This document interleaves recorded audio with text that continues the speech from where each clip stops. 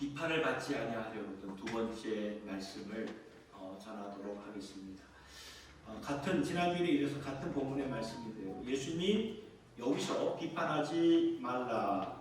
왜 비판 또는 판단하면 안 되는가? 지난주 말씀을 잠시 요약하면은 우리의 비판이 부메랑이 되어서 우리에게 돌아온다는 것입니다. 그리고 우리가 비판할 때 하나님 앞에서 위선자가 되죠. 위선이 되고요. 그리고 세상에서 소금과 빛의 삶을 살지 못하는 이 왜에 대해서 왜 비판하지 말아야 하는 그 왜에 대해서 설명해 주셔서 우리가 깨달을 수 있었지만 왠지 이것으로 마친다면 좀 부족한 것 같아서 한 번 더 같은 본문의 말씀을 묵상하면서 이번에는 우리가 어떻게 이 비판하는 그리고 판단하는 자리에서 나와 주님의 말씀에 순종하며 이 세상에서 소금과 빛의 삶이 될 수 있을까 생각해 보게 되었습니다. 그러니까 지난주에는 why에 대해서 왜라는 것에서 말씀을 드렸다면 오늘은 how죠. 어떻게 우리가 이 비판을 넘어서 소금과 빛의 삶을 살 수 있는가.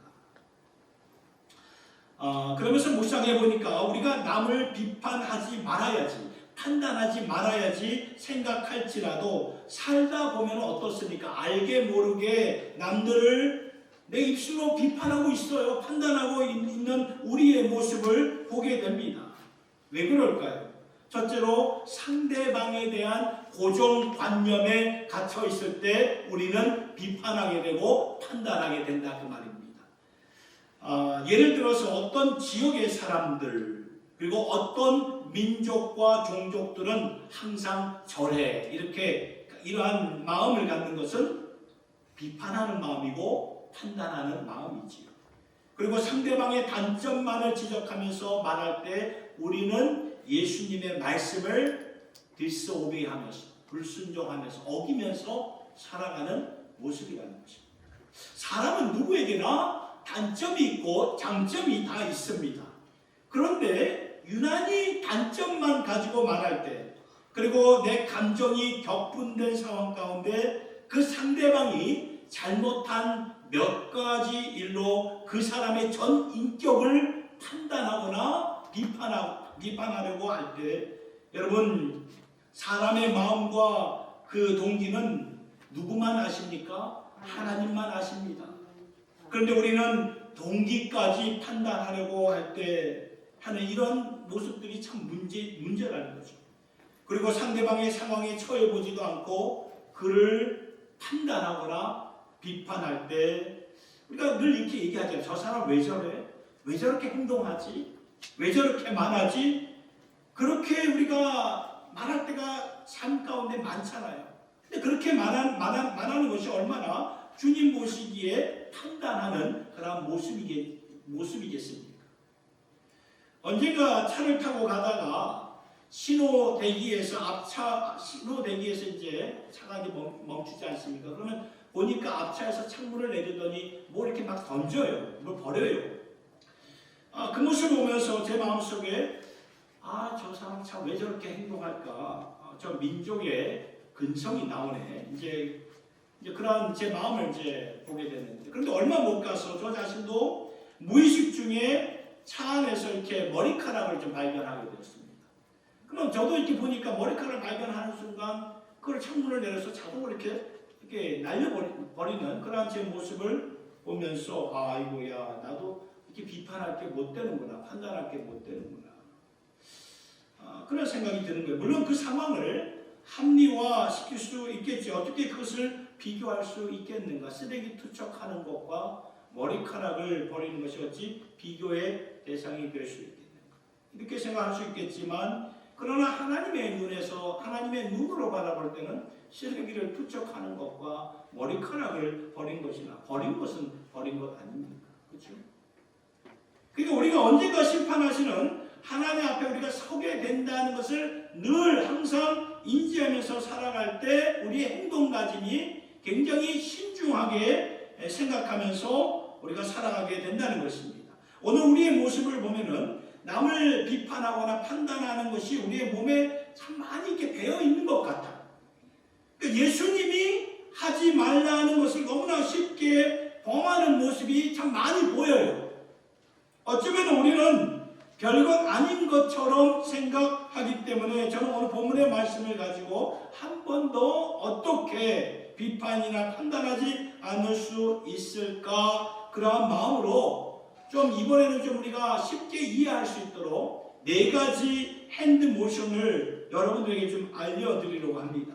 이렇게 핸드 모션으로 우리가 배우게 되면은, 그러니까 손을 가지고 어떠한 동작을 하게 되면은 쉽게 기억하게 되고 오랫동안 이렇게 남게 되죠. 우리 다 어릴 적에 그런 교회 주일학교 다녔던 분들은 다 기억날 것입니다. 이렇게 찬양을 부를 때 율동과 같이 부른 찬양은 지금도 기억이 나지 않습니까? 그 율동과 함께 부른 찬양. 그와 같듯이 오늘 우리도 이 핸드 모션을 가지고 왜 비판하지 말아야 하는가, 이것을 우리가 생각할 때 깊이 우리의 마음속에 남겨지게 되는데, 첫째로 뭐냐면은 이것입니다. 그러니까 이 손으로 멈춰야 되는 거예요. 멈춰라. 한번 같이 한번 따라해 볼까요? 손을 가지고 멈추십시오. 우리 경찰 아저씨도 이렇게 보면은 멈추십시오. 스톱! 그렇죠. 스톱! 멈추세요. 그렇죠? 멈추세요. 그러니까 비판하고 있는 자신이 보인다면 이게 멈추셔야 돼요. 멈추셔야 돼요. 그 자리에서 스탑하셔야 된다, 그 말이에요. 우리는 알아요. 내 입술을 가지고 비판하는 것, 판단하는 것 나는 압니다. 저 사람에 대해서 잘 알지도 못하면서 내 생각대로 판단하고 비판할 때 그게 문제인데, 그것을 우리가 의식을 했다면, 깨달았다면 빨리 멈추라, 스탑하라, 그 말입니다. 왜냐하면 예수님이 분명히 말씀하셨어요. 비판하지 말아라. 비판하지 말아라. 판단하지 말아라. 내가 비판하면 비판한 대로 그게 부메랑이 되어서 돌아온다. 그것은 외식하는 자의 모습이다. 그러니 그렇다면 빨리 멈춰라. 멈춰야 된다. 여러분, 하나님이 보실 때 사람에게 좋지 못한 습관은 누구에게나 다 있어요.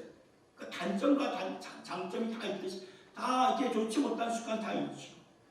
좋지 못한 습관을 내가 인지할 때 가장 먼저 해야 되는 것은 스탑하는구나. 멈추는 것입니다. 멈추는 것은 나만 할 수 있는 거예요. 나만. 다른 사람이 대신해 줄 수가 없어요. 나만 할 수 있어요. 하나님이 우리를 위해서 대신해 주지 않습니다. 왜냐하면 우리를 인격적으로 만들어 주셨기 때문이죠.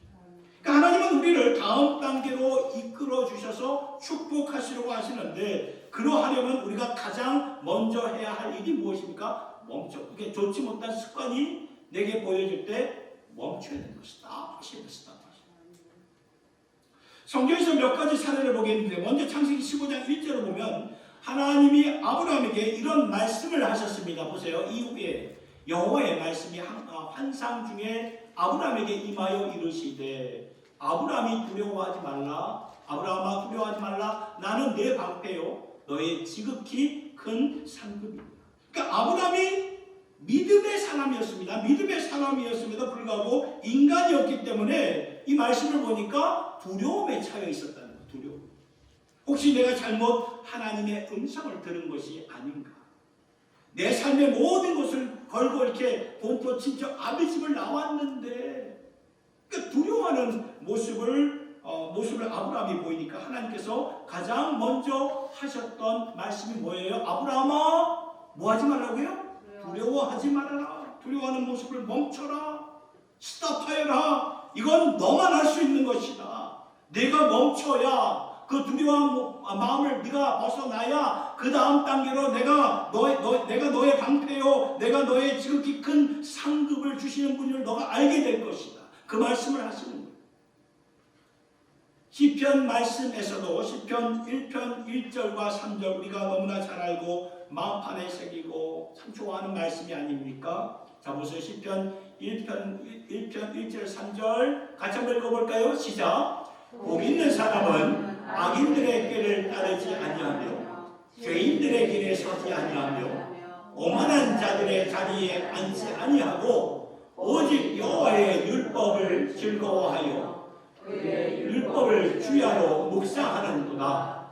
그는 시냇가에 심은 나무가 철을 따라 열매를 맺으며 그 잎사귀가 마르지 아니하는 것 같으니 그가 하는 모든 일이 다 형통하리라.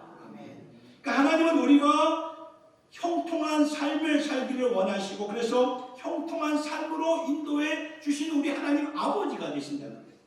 아무리 가뭄이 임할지라도 시냇가에 심은 나무처럼 우리를 세워주시려고 하는데 그러면 그 자리까지 나가기 위해서는 가장 먼저 해야 하는 일들이 있습니다. 이건 나만 할 수 있는 것인데 1절을 보니까 뭐라고 나와 있습니까? 가장 먼저 1절 보니까 악인들의 꾀를 따르지 아니하고, 그러니까 복 있는 자는 악인들의 꾀를 따르지 아니하고 죄인들의 길에 서지 아니하며 오만한 자의 자리에 앉지 아니하는, 이것을 그만하고 멈춰야지 복 있는 사람 시냇가에 심기운 나무처럼 될 것이다.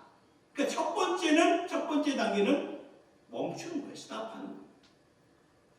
고린도전서 6장 18절에서 20절의 말씀을 보세요. 음행을 피하라. 사람이 범하는 죄마다 몸 밖에 있거니와 음행하는 자는 자기 몸에 죄를 범하느니라. 너희 몸은 너희가 하나님께로부터 받은 바 너희 가운데 계신 성령의 전인 줄 알지 못하느냐?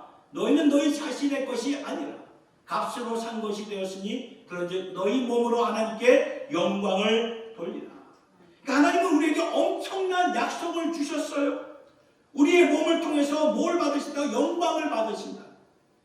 그러니까 너희의 몸이 거룩한 성전이 되어서 내 영이 거룩한 성전이 되어 내 영이 너희 안에 거하게 될 것이다. 아멘. 여러분, 우리가 거룩한 성전이 안 되는데 어떻게 하나님의 영이 우리 안에 거할 수 있겠습니까? 굉장한 영광이에요. 그런데 그렇게 되기 위해서는 멈춰야 할 것이 있어요. 그게 무엇입니까? 18절에 음행을 피하라예요. 첫 번째가 음행을 피하라. 이건 너만 할 수 있는 것이다. 너만 할 수 있는 거예요. 너가 그 자리를 피해야 그래야 그 다음 next step으로 그 다음 단계로 갈 수가 있는 것이다. 이런 말씀들이요 성경 곳곳에 많이 있습니다. 멈춰라. 그만해라. 알았으면 빨리 멈춰라. 이게 지혜라는 것입니다. 오늘 산상수훈의 말씀도 예수님이 뭐라고 말씀하셨습니까? 비판하지 말아라. 판단하지 말아라. 그 모습을 멈춰라. 이렇게 생각하고 판단하는 것. 전에는 잘 몰랐는지 모른다고 했더라도 이제는 알았으니까 멈춰라. 그리고 부부 사이라면 서로 멈춰야 돼. 서로 멈춰. 그렇게 하지 맙시다. 이게 부부간에 이렇게 보면 이렇게 한쪽이 잘못된 생각을 할 수도 있고 잘못된 말을 할 수 있잖아요. 그러면 그 말을 들으면 우리 그렇게 하지 맙시다. 우리 말씀 들었는데 그 말씀에 순종합시다. 그렇게 말하게 된다는 거예요. 서로 멈출 수 있도록 도와야 된다는 것입니다. 이게 첫 번째, 멈춰라. 이게 첫 번째입니다. 멈추면 비판하지 않게 되고 판단하지 않게 된다. 그 말씀이죠. 그러니까 우리가 주님의 공동체 생활을 하다 보면은 때로는 이렇게 마음이 상할 때가 있어요. 인간인지라 이렇게 대화를 하다 보면 그런 적이 있잖아요. 이렇게 상할 때가 있고 시험에 들 때가 있고 그 다음에 섭섭할 때가 있습니다. 그러면 이렇게 시험을 당하거나 섭섭한 마음을 가진 자가 대체적으로 보면 하는 일이 내 마음을 그래도 잘 이해하는 지체에게 나의 그런 섭섭함을 토로하죠. 말하게 됩니다. 그러면 그 말을 듣는 지체된 성도가 해야 할 일은 무엇입니까? 멈출 수, 이런 비판하고 판단하는 그런 말들, 부정적인 말들을 하지 못하도록 멈추게 만드는 그 일을 해야 된다는 거예요. 같이 손뼉 치면서 장단을 맞으면 안 된다. 그 말이라는 거예요. 그 말씀에 의지하여 그 마음을 가라앉히고 멈출 수 있도록 돕는 역할을 우리가 하셔야 된다. 그 말이에요. 그러면 함께 비판을, 판단을 넘어서 살아가게 된다는 것이죠. 이게 첫 번째 스텝입니다. 그러니까 멈추는 거. 첫 번째 스텝. 두 번째는요, 이겁니다. 상대방을 상대방을 이해하려고 노력을 하셔야 됩니다. 이해가 되시죠. 이해하려고 노력을 하셔야 됩니다. 여러분, 왜 우리가 상대방을 이해하려고 노력해야 하냐면은 우리는 상대방을 그 상황을 잘 모르기 때문이에요. 잘 몰라요. 이런 말 들어보시지 않았습니까? 그 자리에서 보지 않고 어떻게 그렇게 말할 수 있겠냐. 그렇게 말하면 안 되지 않냐. 너도 한번 그 자리에 있어봐라. 그런 말 들어보시지 않았습니까? 그 자리에 한번 서봐라. 서지 않고 그렇게 말하면 안 되지. 그러니까 상대방의 상황을 우리가 이해하려고 좀 노력을 하셔야 된다는 것입니다. 오래전에 제가 대학교 다닐 때 플로리다에서 좀 한 2년 정도 대학 생활을 좀 했는데, 이제 수업을 마치고 집으로 가는데 이 부릉부릉 모터사이클이 백인 아저씨가 있었어요. 그 아저씨와 이제 싸움이 좀 붙었습니다. 제가 그런 사람 아닌 것 같은데 좀 그때는 좀 그랬어요. 혈기왕성하니까. 차를 타고 왔는데 왜 그랬냐면 저를 동양인이라고 계속 이렇게 좀 놀리는 거예요. 그때만 해도 제가 그 지역은 그냥 백인 지역, 90년대니까 굉장히 이렇게 아시안들을 무시하는 그런 때였어요. 근데 거기까지 제가 참았습니다. 뭐 참고 싶지 않아서 참았어요. 참았는데, 근데 이 백인 아저씨가 오토바이 타고 와서 자기네 주머니에서 뭘 꺼내더니 뭘 던져요. 차에다가 차가 막 맞는 거예요. 그러니까 그 상황이 되니까 더 이상 참을 수가 없는 거예요. 그래가지고 차를 갓길에다가 이렇게 좀 세워놓고 그 아저씨와 격투를 좀 하게 됐어요. 그래서 뭐 한 방씩 서로 맞았어요. 저도 한 번 때리고 그 아저씨도 저를 때리고 이렇게 막 격투를 하게 되었는데, 누가 신고를 했는지 경찰이 오는 바람에 거기서 싸움이 이제 끝나고 경찰 오기 전에 서로 이제 가게 됐죠. 근데 문제는 집에 오니까 제 몸 컨디션이 너무나 안 좋은 거예요. 아마도 이게 싸움을 처음으로 이 백인 아저씨, 이 체력이 뭐 이렇게 그냥 이런 건장한 그런 아저씨하고 싸웠으니 얼마나 극도의 긴장을 하고 싸웠겠습니까? 그러니까 그런 긴장을 해서 그래서 그런지 막 몸 상태가 너무 안 좋아가지고 친구에게 SOS를 친 거죠. 좀 와서 날 좀 데려다가 병원에 좀 실어달라고. 그래서 이제 제가 친구의 도움을 요청해서 병원으로 가는 도중에 제가 차 안에서 좀 의식을 좀 잃어가고 있었던 것 같아요. 그러니까 이 친구가 운전하다가 너무 그냥 막 당황을 해가지고 그냥 뭐 빨간불에 그냥 막 지나갔던 거예요. 이 친구가 그냥 제가 막 의식을 잃어가고 있으니까. 이 상황에 빨간불에 누가 멈출 수 있겠는가? 누구든 나를 멈추게 할 수가 없다. 경찰이 와도 나를 멈추게 와도 나는 할 말이 있다 하면서 막 달렸던 거죠. 그런 마음으로 이제 달렸다고 나중에 이제 제가 이제 의식을 회복하고 나서 이제 그런 말을 해주는데, 이 친구가 막 과속을 하지 않습니까? 여기 막 시내 35마일 전에 막 60마일로 막 달렸던 거예요. 달렸고, 그 신호 위반을 막 하니까 이 경찰이 지켜보다가 과속에 연루된 차량인 줄 알고 몇 대가 그냥 쫙 따라오는 거예요. 제 친구 차를, 저를 싣고 가는 제 친구 차를. 와보니까 병원이죠. 병원의 응급실이잖아. 그래가지고 이제 상황인 만큼 경찰도 이해를 하고 다행히 경고의 조치로 이제 끝났지만, 근데 가만히 제가 왜 이 말씀을 드리냐면, 이 상황을 모르고 다른 사람이 보았을 때에 왜 저렇게 운전하지? 미친 것 아니야? 우리는 그 상황을 잘 몰라요. 그 안에서 지금 무슨 일이 벌어지고 있는지 모르면서 우리는 쉽게 판단할 때가 있다는 거예요. 비판할 때가 있다, 그 말이라는 거예요. 그래서 이해하려고 노력을 하셔야 된다, 그 말씀이죠.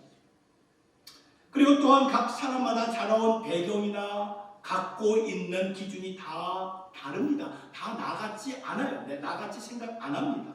그렇기 때문에 그 사람이 자라온 배경이나 환경이나 또는 배워왔던 기준과 표준을 우리가 이해하려고 부단히 좀 노력을 하셔야 된다는 것입니다. 제가 고등학교를 마치고 뉴욕으로 이민을 갔습니다. 오래전에, 그러니까 저희 할머니는 뉴욕에 오래 정착해서 살고 있었기 때문에 그때 저는 선택의 여지가 없어서 할머니하고 같이 살아야 돼요. 저 혼자 따로 살 수도 없고 같이 살아야 돼요.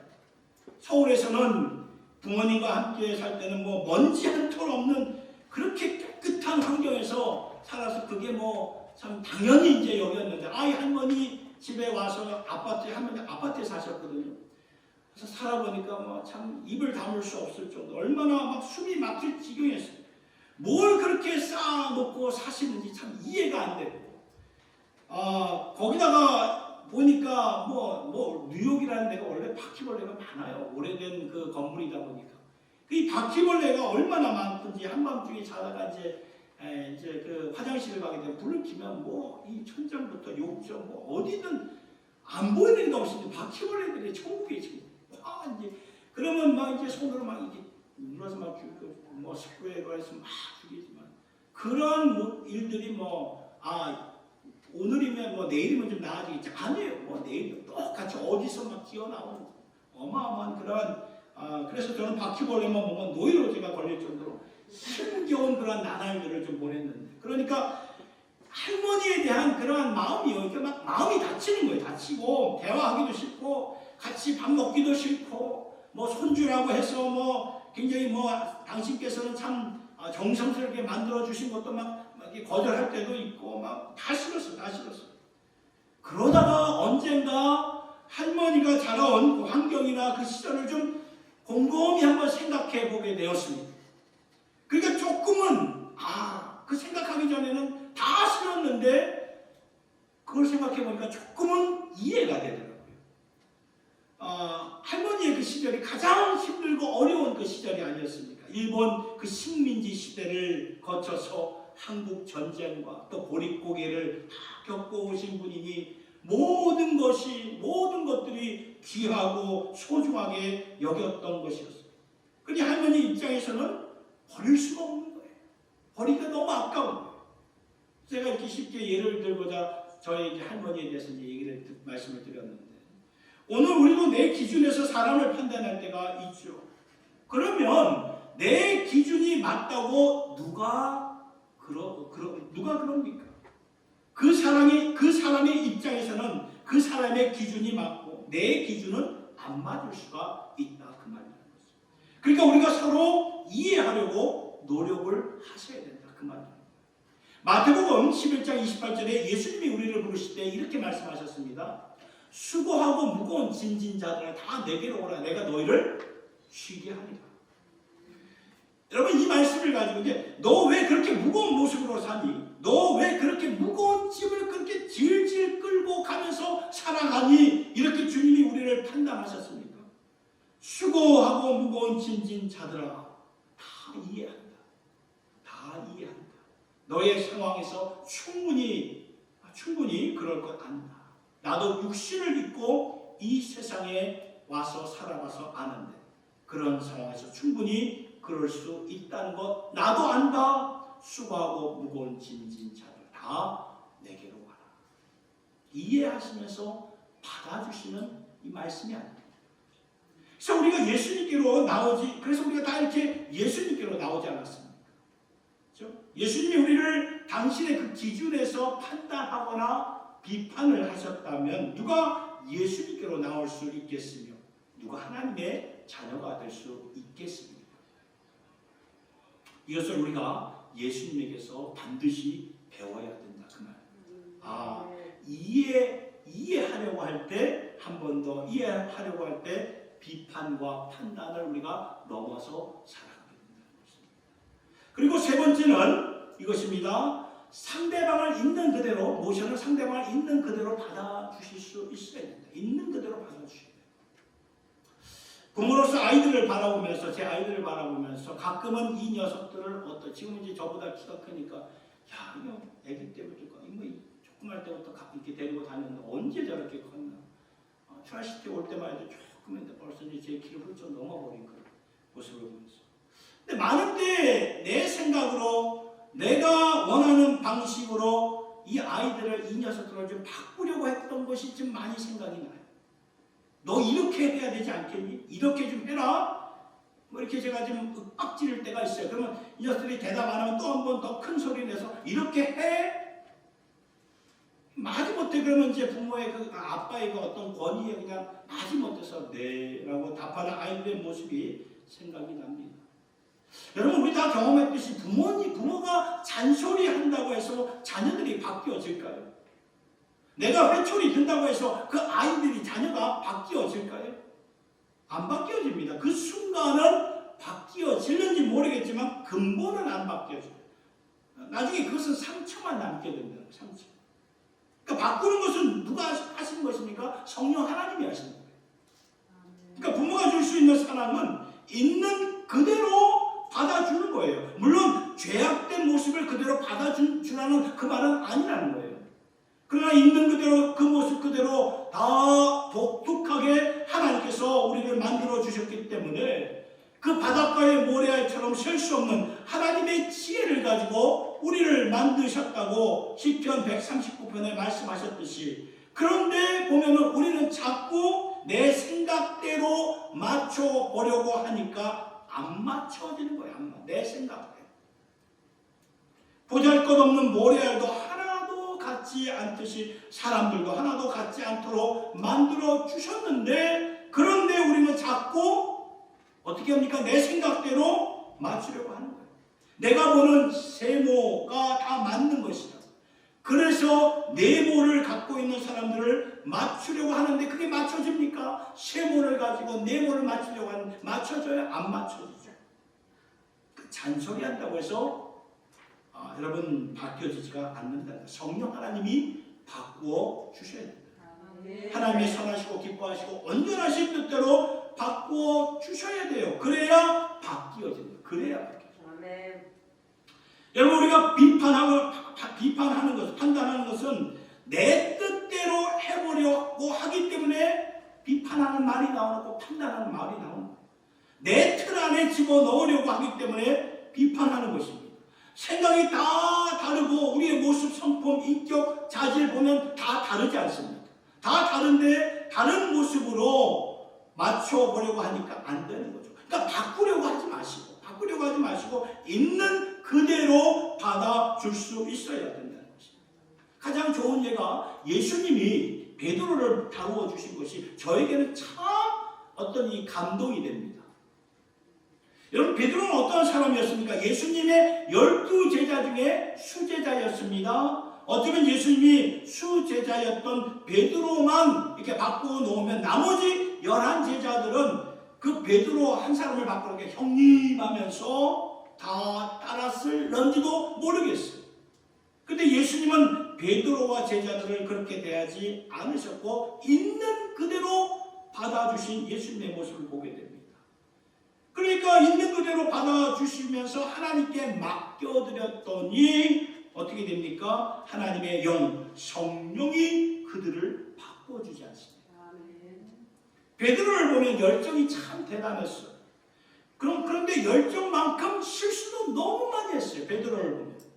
가장 치명적인 실수는 무엇입니까? 예수님이 잡히시던 그날 밤에 예수님을 3번 부인했습니다. 멀리서 예수님을 따르다가 자신의 신분이 들통이 나니까 사람들 앞에서 비겁하게 예수님을 부인하지 않았습니까? 그것도 예수님을 저주하면서 부인했던 베드로의 모습이었어요. 여러분, 베드로가 그 일이 있은 후에 정신을 차리게 되죠. 얼마나 이렇게 방황했겠습니까? 내가 미쳤지, 내가 미쳤어. 돌아도 한참 돌았지. 내가 그렇게 쪼잔한 인간이었나? 사나이 중에 사나이인 줄 알았는데 이렇게 비겁한 이런 나였나? 어떻게 내가 예수님을 저렇게 저주하면서 배신할 수 있었을까? 아마 얼마나 낙심되고 고통스러운 나날이 되었겠습니까? 아마 여러분 한번 베드로의 입장을 한번 생각해 보세요. 그런 마음이 충분히 들 거예요. 그래서 그런지 예수님이 부활하신 날 아침에 천사를 통해서 제일 먼저 예수님의 빈 무덤을 찾아갔던 여인들에게 주신 말씀이 있는데, 그게 마가복음 16장 7절의 말씀이에요. 이 말씀이에요. 가서 그의 제자들과 베드로에게 이르기를, 예수께서 너희보다 먼저 갈릴리로 가시나니 전에 너에게 하신 말씀 너희가 거기서 배우리라 하라 하시니라. 이 말씀이 굉장히 유니크합니다. 굉장히 독특하고 특별하다는 것을 우리가 볼 수 있어야 됩니다. 왜냐하면 가서 제자들에게 이르기를, 그러면 12제자들이 다 포함되는 말이 아닙니까? 말인데 예수님은 천사들에게 뭐라고 말합니까? 가서 그의 제자들과 그리고 베드로에게 이르기를. 왜 이렇게 예수님이 말씀하셨을까요? 그냥 가서 그의 제자들에게 이르기를 이렇게 말씀하셨으면 되는데 그의 제자들과 베드로에게 이르기를. 이것은요, 마가복음 버전에만 있는 말씀인데, 마가복음은 베드로의 수제자였던 마가가 쓴 글입니다. 그래서 다른 제자들을 비롯하여서 마태, 누가, 요한의 경우에는 이러한 디테일한 섬세한 장면을 알지 못했지만 베드로만큼은 예수님이 자신의 이름을 말해준 것, 언급한 이것을 가슴 깊이 새겼던 거죠. 우리도 그렇지 않습니까? 내가 평소에 존경하던 분이 특별히 사람들 앞에서 내 이름을 언급해주면 그 말이 가슴 깊이 남겨지지 않습니까? 베드로도 마찬가지였어요. 부활의 아침에 예수님이 천사들을 통해서 하신 말씀 가서 그의 제자들과 베드로에게 이르. 이 말은 분명 베드로의 가슴 깊이 새겨졌고, 그래서 마가에게, 베드로가 수제자였으니까 마가에게 전했던 것이고, 마가는 그래서 그 말을 기록을 했던 것입니다. 무슨 말입니까? 무너진 모습, 실패한 모습, 그 다음에 실족한 모습 있는 그대로 예수님이 다 받아주셨다 그 말이에요. 가서 그의 제자들과 베드로에게 이르기를. 이 베드로라는 단어를 쓴 게 바로 그거예요. 무너진 모습, 실패한 모습, 실족한 모습 있는 그대로 내가 다 받아준다 그 말이에요. 너 그 정도밖에 안 되니? 너 어떻게 나를 그렇게 배신할 수가 있어? 심판하셨다면 베드로는 아마도 사도행전에서 나오는 초대교회에서 중심적인 역할을 감당하지 못했을 것입니다. 그런데 예수님이 그대로 있는 그대로 받아주시지 않았습니까? 이것이 오늘 우리가 예수님에게서 반드시 배워야 되는 영적 교훈의 말씀이 됩니다. 이렇게 우리가 비판을 넘어서 예수님은 비판하지 말라고 말씀하셨는데, 그렇다면 어떻게 비판하지 않고 살아갈 수가 있겠습니까? 이렇게 예수님처럼 따라하면 되겠군요. 여러분, 따라하면 되는 거예요. 어려운 거 아니에요. 예수님이 하셨던 거 그냥 따라하세요. 따라하시면 되는 거예요. 예수님처럼 바꾸지 하지 말고 있는 그대로 우리가 받아주시면 돼요. 있는 그대로. 그러면 우리가 비판하거나 판단할 이유가 없는 거예요. 나와 다르다는 것을 인정하세요.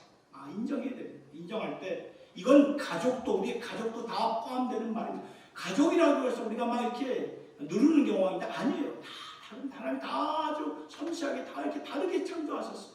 그러니까 우리 다 이게 받아들이셔야 돼요. 그러니까 나와 다르다는 것을 인정할 때, 그러면 우리는 예수님의 말씀대로 우리가 살아가게 된다는 것입니다. 끝으로 사랑해야 된다는 거예요. 사랑해. 그러니까 이 표현이죠. 사랑해야 된다. 이거 여러분 많이 보셨죠? 이 표현. 그러니까 첫째는 우리가 스탑해야 되고, 이해해야 되고, 받아주시고, 사랑해야 돼요. 네 가지 뭐죠? 여러분 꼭 기억하시고. 요한복음 13장 34절의 말씀을 보면은 새 계명을 너에게 주노니 너 서로 뭐 하라고요? 사랑하라. 내가 너희를 사랑한 것 같이 너희도 서로 사랑하라. 보셨나요? 서로 사랑하는 거예요. 서로 사랑. 내가 너희를 사랑하죠. 너희도 서로 사랑하면 이로써 모든 세상이 너희가 내 제자인 줄 알리라. 이것이 너에게 주는 나의 새 계명이다. 이렇게 살아야 된다. 우리가 예수님께 큰 은혜를 받았잖아요. 그리고 빚진 자로 살고 있다면 예수님이 주신 그 새 계명을 갖고 사셔야 돼요. 우리가 이렇게 산다면 비판을 넘어요. 판단을 넘어서 살아갑니다. 여러분, 사랑이 뭐라고 생각이 돼요? 사랑이 여러분 뭐라고 생각이 돼요? 사랑이 감정이라고, 필링이라고, 이모션이라고 생각이 되십니까? 아니에요. 사랑은 감정이 아닙니다. 우리가 사랑을 감정으로 생각하기 때문에 사랑을 올바로 실천하지 못하는 것입니다. 사랑은 감정이에요. 필링이 아니에요. 사랑은 감정이 아니라 사랑은 의지예요. 의지. 결단이고 노력이라 그 말씀이라는 거예요. 이해가 되시나요? 사랑은 의지고 결단이고 노력이에요. 로마서 5장 8절의 말씀 한번 보세요. 우리가 아직 죄인 되었을 때 그리스도께서 우리를 위하여 죽으심으로 하나님께서 우리에 대한 자기의 사랑을 뭐 하셨다고요? 확증하셨느니라. 하나님은 우리가 아직 죄인 되었을 때 내가 너희를 사랑하리라 결단을 하셨다 그 말이에요. 내 독생자를 보내리라 결단을 하셨다는 것입니다. 결단하고 희생하시면서 사랑을 이루어 주신 것, 이걸 우리가 기억하셔야 된다. 그래서 사랑은 필링이 아니라 감정이 아니라 의지라는 거예요. 그러니까 예수님이 서로 사랑하라 말씀하신 것은 의지를 보이면서 살아라 그 말이에요. 의지를 보이면서. 때로는 우리가 이렇게 신앙생활 하다 보면은 또 이렇게 감정이 안 따르죠. 사람들과 상대하다 보면 감정이 안 따르죠. 마음이 내키지 않을 때가 있습니다. 충분히 압니다. 알죠? 예수님이 왜 모르시겠어요? 육신의 몸을 입고 오셨는데 왜 모르시겠습니까? 공생의 그러한 삶을, 퍼블릭 라이프를 살아가면서 수많은 인간들을 볼 때, 보고 상대할 때마다 당신 마음에 내키지 않으셨을 때가 참 많으셨을 것이다. 그런 생각이 듭니다. 그런데 예수님은 의지를 갖고 그 사역을 감당하셨다는 것입니다. 요한복음 13장의 말씀을 보면 자신이 죽을 때가 온 것을 알고 한 가지 결단을 하셨는데 그것은 무엇입니까? 요한복음 13장 1절의 말씀을 보니까 이렇게 나와 있습니다. 자기 사람들을 사랑하시되 끝까지 사랑하신다. 자기 사람들을 사랑하신다. 그러니까 예수 믿는 자들을 사랑하시되 끝까지 사랑하신다. 아멘. 이게 참 귀한 말씀이죠. 그렇죠? 다 나를 버리고 떠나는 것을 뻔히 아셨어요. 예수님 모르신 거 아니에요. 다 아셨어요. 그리고 제자들 중에는 나를 배신하고 부인하고 저주할 것을 뻔히 아셨음에도 불구하고 그러나 끝까지 사랑하기로 결단하신 예수님의 모습을 우리가 볼 수 있어요.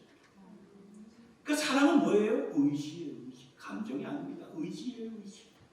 예수님이 이렇게 서로 사랑하고 말씀하실 때는 우리도 예수님처럼 그 의지를 갖고 결단을 갖고 사랑하라 말씀하시는 거죠.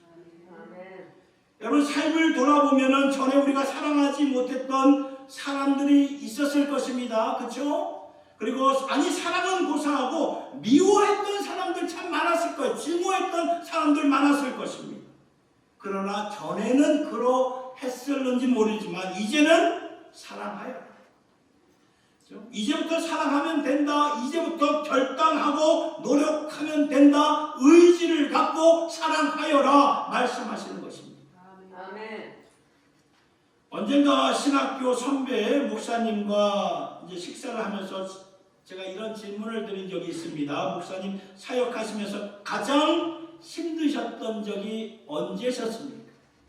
그 목사님과 선배 목사님이 몇 번 있었다고 이렇게 말씀하더라고요.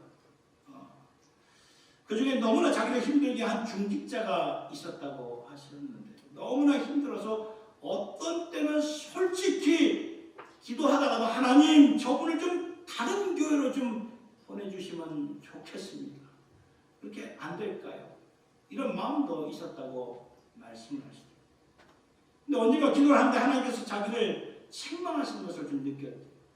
너는 왜 그 사람, 너를 힘들게 하는 그 사람을 위해서 기도하지 않니? 그 선배 목사님이 기도했는데요. 아니다. 너는 그 사람이 바뀌어지기를 기도했고 힘들게 하는 것을 그만하게 해달라고 기도했지. 그 사람을 위해서 너는 기도하지 않았다.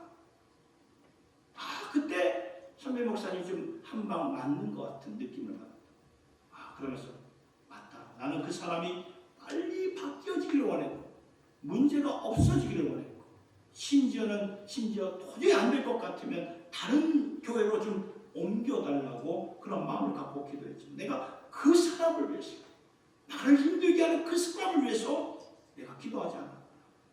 그래가지고 그날부터 작정하고 한 달 동안 집중적으로 그 사람을 위해서 기도를 하셨고 그리고 기도가 끝난 그 어느 주일 예배를 마치고 성도들과 다 이제 목사님들이 나가서 인사를 다 하면서 나가시는데 그분이 제일 끝에서 기다리셨다가 모든 성도들이 다 나간 후에 그분이 와서 인사하면서 목사님 그동안 자신이 너무 힘들어서 심적으로 너무나 이렇게 괴로웠습니다. 이제는 그렇게 하지 않겠습니다.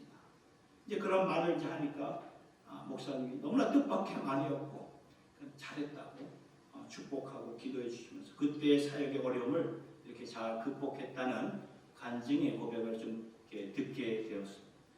그렇죠. 우리가 그러니까 이게 뭘 말하냐면 우리가 사랑하기로 결단하는 거예요. 결단하는 거예요. 이렇게 결단하면은 두 가지가 바뀝니다. 먼저는 내가 바뀌어요. 내 본인이 먼저 바뀌게 되고 그 전에는 압박감을 가지고 심장이 뛰고 미워하고 비판하는 마음이었는데 그 마음이 기도하면서 그 사람을 위해서 기도하면서 살아가는 마음으로 내 자신이 먼저 바뀌게 됩니다. 그러면서 마음의 평안이 임하면서 상대방도 이렇게 바뀌도록 성령께서 역사하십니다. 여러분, 우리의 힘으로는 사람을 못 바꿉니다. 아무리 잔소리 해보십시오. 안 바뀌어요. 그러나 우리가 사랑을 하면 성령 하나님이 바꾸어 주시는 줄 믿으시기 바랍니다. 먼저 나를 바꾸어 주시고 또한 내가 사랑하고자 하는 상대방을 바꾸어 주신다, 그 말씀입니다. 그러니까 사랑을 통해 하나님이 역사하실 수 있도록 우리가 사랑을 해야 됩니다. 여러분, 비판하지 말라는 주님의 말씀 우리가 그냥 피상적으로 이해하지 마시기 바랍니다. 오늘처럼 너무나 이 비판과 판단이 난무하는 시대 아닙니까? 이 SNS 우리가 왜 이런 그 SNS 그런 시대에 그런 것을 켜면은 비판의 소리가 홍수처럼 이렇게 밀려오는 그런 삭막한 시대에 우리가 살고 있습니다. 그 안에서 우리는 어떻게 예수님의 말씀대로 살 수 있을까요? 예수님이 보여주신 삶의 본을 가지고 우리가 행하면, 그렇죠? 비판하지 말라, 판단하지 말라. 그대로 우리가 행하는 거예요. 따라하는 거예요. 그러면 우리가 그걸 넘어서 살아가게 된다. 4가지 모션을 꼭 기억하실 수 있기를 바랍니다. 첫째는 무엇입니까? 멈추는 거예요. 멈추는 거예요. 그렇죠? 비판하고 있는 내 모습을 깨달을 때마다, 의식할 때마다 즉각적으로 멈추시기 바랍니다. 둘째, 상대방을 이해하려고 노력하시기 바랍니다. 이해하세요. 그렇죠? 셋째, 마음으로 있는 그대로 이렇게 받아주시기 바랍니다. 그걸 내 생각을 가지고 내버려 마시고 그렇게 생각하지 마시고 있는 그대로 받아주시고. 넷째, 사랑하는 거죠. 자, 이제 다 같이 한번 핸드모션으로 따라해 보기를 원합니다. 그래야 오래 남게 되고 오래 갑니다. 같이 따라합니다. 멈추고, 멈추고, 이해하고, 받아들이고, 그리고 사랑하는 거예요. 멈추고 이해하고 받아들이고 사랑하는 것입니다. 여러분, 기억하셨죠? 많이 연습하셔야 됩니다. 그러면 내 것이 됩니다. 이게, 그렇죠? 멈추세요. 진짜 멈추고 이해하고 받아들이세요. 그리고 사랑하세요. 내가 정말 심플하잖아요. 이걸 우리가 이게 일상화되면은 비판하지 않겠다, 판단하지 않겠다. 그렇게 매 순간 사랑으로 주님이 원하시는 세상에서 소금과 빛의 삶을 잘 감당하는 주님의 권속들이 되십니다. 예수님의 이름으로 축원합니다. 우리 주신 말씀을 생각하면서 우리 찬송을 불러보겠습니다. 주님의 뜻을 이루소서. 주님의 뜻. 고요한 중에 기다리니 진흙과 같은 나를 빚으사 주님의 형상 만들어 주옵소서. 우리가 이 찬양 우리 오른손을 가슴에 대고 좀 찬양을 기도하는 마음으로 우리 주님께 이루소서. 고요한 중에 기다리니 진흙과 같은 날 빚으사 주님의 형상 만드소서. 주님의 뜻을 이루소서. 주님 나라 나의 맘속을 살피시사 눈보다 힘에 하옵소서. 주님의 뜻을 이루소서. 경건한 몸이 피곤할 때 권능의 손을 내게 펴서 강동케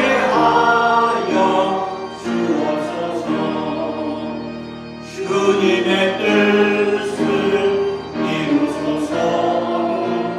온전히 나를 주장하사 주님과 함께 동행함을 만민이 알게 하옵소서.